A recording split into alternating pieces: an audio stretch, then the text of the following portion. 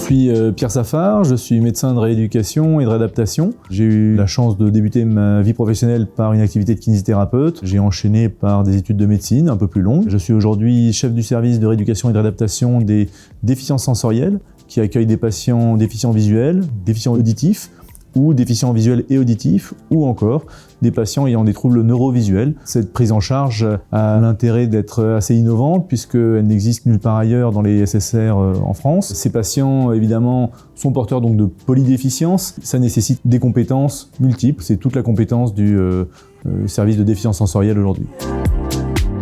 Le SSR est un soin de suite et de réadaptation. Les médecins de rééducation dans les soins de suite et de réadaptation sont avant tout des coordonnateurs des soins, puisqu'ils sont là pour organiser la prise en charge et tout le parcours de soins du patient depuis la sortie des services de soins aigus et permettent au patient de retrouver le maximum d'autonomie.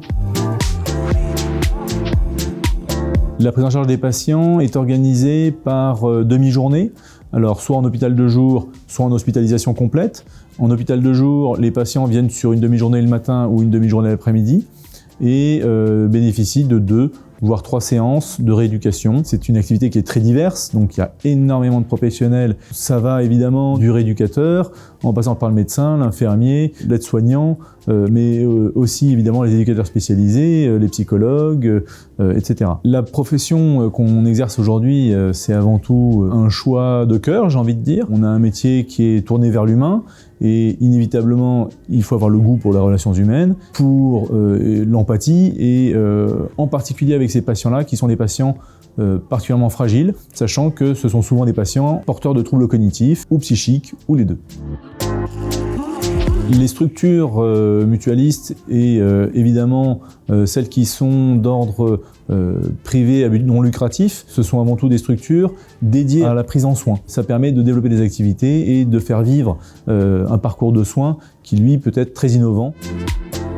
On a la chance ici d'être dans une structure assez novatrice où la direction est à l'écoute des besoins des patients et des prises en charge et des parcours de soins que nous souhaitons mettre en place. La qualité de vie et la qualité des soins sont vraiment privilégiées.